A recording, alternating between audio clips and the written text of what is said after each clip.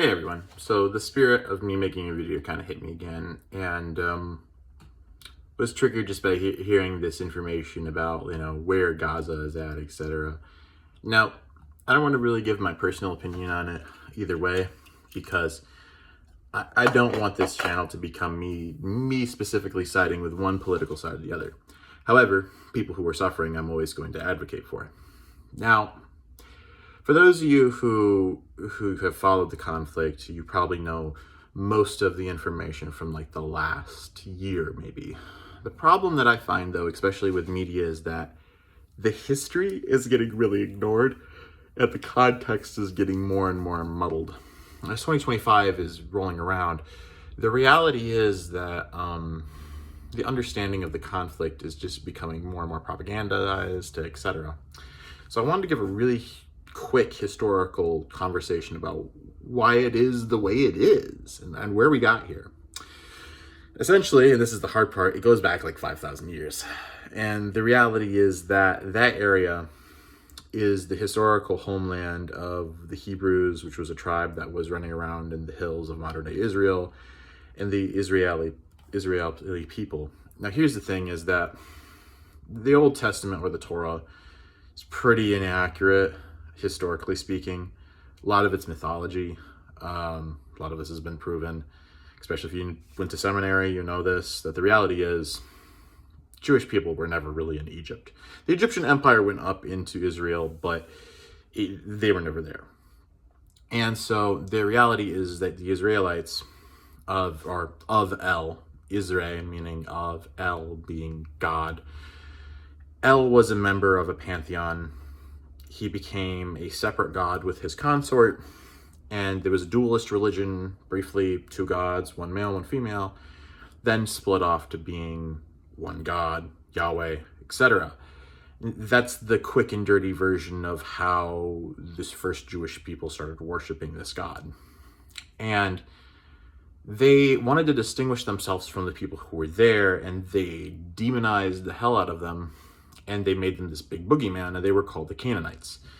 For those of you who are fundamentalist Christian or, Orthodox Jewish, you know that the Canaanites, part of the Old Testament or Torah, is talking about smashing the babies against the rocks, like committing genocide against them because they hate them so much.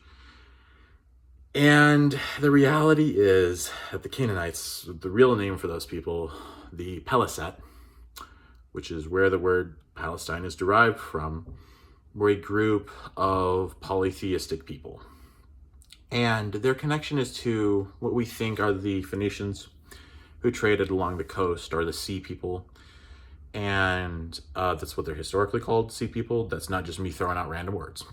But basically, they were this group of people that worshipped gods like Zeus, Baal, and were pretty much a hybrid between the Egyptian and the Greek and the Middle Eastern religions. So all three had massive influences. You had people who were burying their dead in clay sarcophagi, and you had like people wearing scarabs, but people also worshiping like this Baal, Zeus-like character, etc. And so you have this splinter group that forms off of it, right? And they are the Israel, and they join with the nomadic people, the Hebrews, the Hebrewic language, and they create their own thing. And by the time like 700 BC rolls around, there's enough of them to kind of make a kingdom, or the kingdom of David. By the time we actually have a real, Jewish kingdom, and I'm going to really put it in the 700s BC, because that's really when there was one, and it's pretty damn small. And no shame, this is just real historical information. This is based off of archaeology that they found around the kingdom of David. That's when there starts to be a real Jewish civilization. Now, if you know your history, jumping ahead, the Romans take over that area and they put King Herod in charge, and things don't exactly go well. There's a large-scale rebellion, and what ends up happening is the Romans get really pissed because these rebellions keep on happening. Part of the reason why they crucified Jesus is that there were so many prophets that were going out into the desert and creating armies and causing rebellions. They're like, nope, nipping that in the butt right now. Even though there's this appearance to put Pontius Pilate as like washing his hands of it. That was his job. He took people out for the empire. So there's a lot of like historical blame towards the Jews, towards the crucifixion of Christ. Way overblown. Nah, the Romans were not having that. They weren't having another dude go into the desert and like start trouble. That's what really happened. So the Romans were not like, oh, should we or should we not with Jesus? It was, they knew what they were doing. And when Yahshua, Jesus, real name, was doing this stuff, they were like, gotta stop that. The point is, though, that the Romans, at some point when this last Jewish rebellion happens under Emperor Titus or whatever, they're like, oh, hell no, we're done with this. We're destroying it all. We're completely taking it over, and we're calling it Palestine. And that name originates from the Palisade, basically. This is also where you get the word like Philistine. That's the other word that's used in the Old Testament. It's bastardization of the word Palisade. And I'm probably saying that word wrong. But that's the like short and dirty. And then what happens after that is you have the diaspora. Jews are sent across all of Europe, mostly Spain, and then eventually those people from Spain go to Poland. And after the Holocaust, jumping even farther forward ahead, you have people who are literally walking to what is modern-day Israel to form the state of modern-day Israel. They're supported by Jewish people in the United States. They're supported by the Soviet Union because the Soviet Union is trying to make them socialist. They're supported by the United States, who's trying to not keep them socialist. And then you have Britain, who is really sad that their colonial empire is shrinking, and they're like playing the world's smallest violin for their genocidal ass empire. And so what happens is there's a huge conflict. So Britain, in its infinite wisdom, decided to make all of these deals with other groups and not honor any of them and cause a whole crap storm. One of the deals they made when they took over the Middle East, because when Texas Standard Oil went into the Middle East and they're like, there's oil here, Britain had such a boner after the fall of the Ottoman Empire, they immediately went in and started seizing land to secure oil.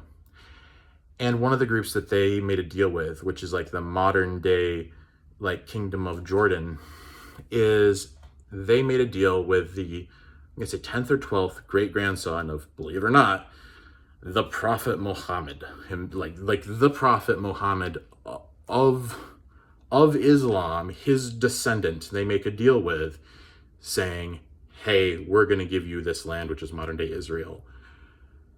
And I hope this clears it up for people for why this is such a big deal. That when the British have a panic attack over, these Jewish terrorists trying to take over Israel, supported by the United States, and, the United Nations is just becoming a thing, and they're forming what is modern day Israel. This promise to this group gets broken rather spectacularly. That's why when you look at these groups around the Middle East, when we get into like the 6 Days War or whatever it was, and all these multiple wars that happen, you have to realize that this is a promise broken by the British to form this Holy Land for the descendants of the Prophet Muhammad. So that's where this big problem starts. It's why Jerusalem is split. It's why we have all of these massive issues, because of an idiotic decision by the British Empire. And so we get into this reality where Israel is fighting its neighbors, and they are traumatized people. Like, you don't walk from a death camp in Germany to Israel without being a little messed up and wanting to have your own country. And that's part of the reason why like these rather brutal events after World War II, like, people on the left are pretty critical of like some of the actions after like World War II by the Jewish people. But you have to remember, these are people that are like phenomenally screwed up from World War II. And, they're hunting down Nazis and stuff like that, and they're torturing people, and they're trying to like establish their own country. So, it really puts it in context. You have this group of survivors who's trying to carve out a place where they're safe. And you then it butts up against the Palestinian people, who are predominantly Muslim, some Christians, even fewer Jews who just stayed there.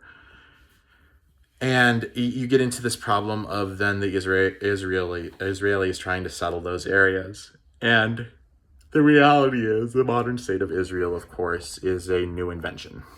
Like, the country itself is new. The Palestinians who are there have more connection to that land than any of them did.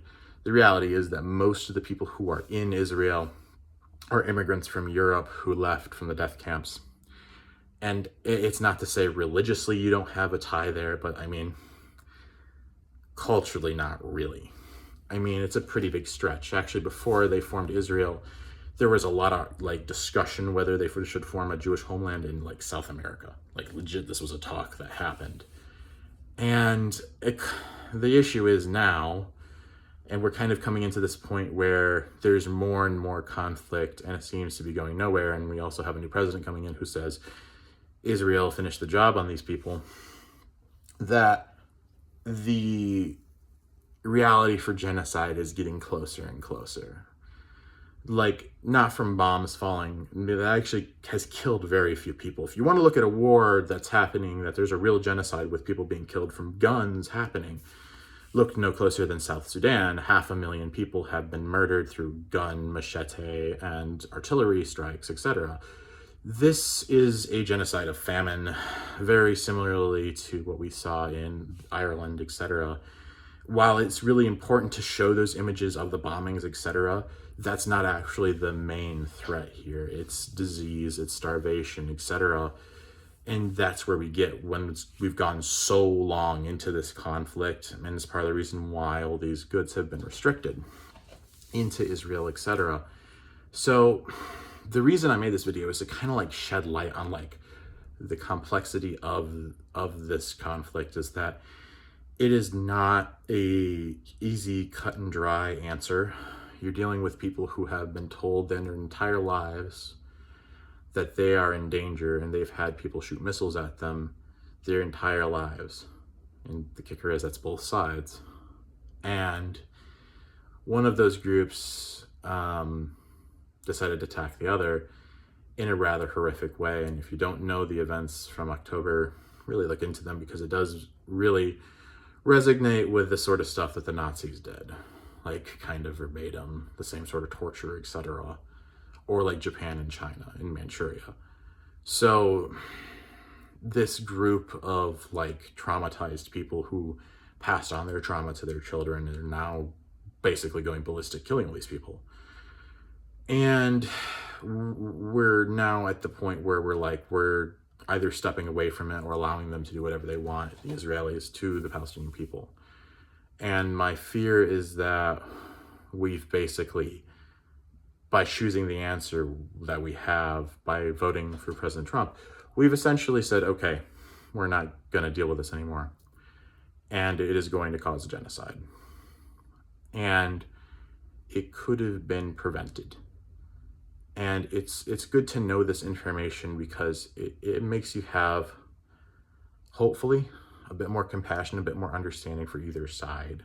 That's my hope by making this video. It's not to really lean you towards one group or the other. It's to try and make you understand, as you're dealing with people who have been there for essentially 10,000 years, the Palestinian, who were previously the Palesat, and then you have modern day Israel, which is this country made from these groups of ethnically who were Eastern European, mostly Central European people who moved down there from this immense trauma of the Holocaust and have been constantly scarred by being attacked and propagandized. Like, that's a real thing in like Israeli schools. Like, it's pretty intense.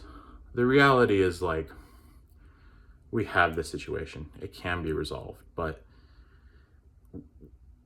we can't stop paying attention to it, even if we feel like it's too much, we can't do anything, etc. You know, continuing to protest is a good thing. For those of you who are more conservative, freedom of speech is part of what our founding fathers fought for. If you see a college student protesting, you should absolutely be supporting them. That being said, you shouldn't protest in a way that is just destructive, and it's also counterintuitive. Mahatma Gandhi and, other leaders like that, Martin Luther King, they talk about why it doesn't work. So don't be destructive.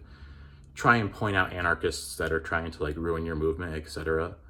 But still keep fighting, and try and talk to the people on the right in a way that's super respectful.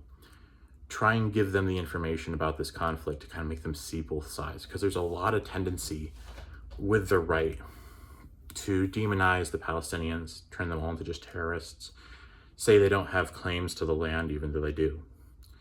And there's all this work by conservative media to try and erode sympathy for the Palestinian people and the people who are there. The reality is they're still people. You can't just demonize people to the point where you're okay with genocide. Like, that's horrible. And that makes us just as complicit as a country like Italy during the Second World War, or any other country that's watching atrocities happening and just not saying anything or even helping in some way. So that's just like a quick and dirty, very brief history of the conflict and like what led to it. And like the really deep history. I really encourage you to look more into it. If you don't believe me, do your own research, learn about the Palisade, learn about the Sea People, learn about this huge amount of time that's passed. I encourage you, if you're religious, to, really look at the historical and archaeological evidence, even if it clashes with your own beliefs, because it's really relevant for you to understand where everyone else is coming from, even if you personally do not believe in the history and the archaeology that's been done. And I would say that most of that history and archaeology has been done particularly by Christian and Jewish schools. So, keep that in mind that most of the information there that does conflict with the Torah or the Old Testament, it is done by the universities that represent your faith, typically. So keep that in mind. That's all I want to say. Peace out.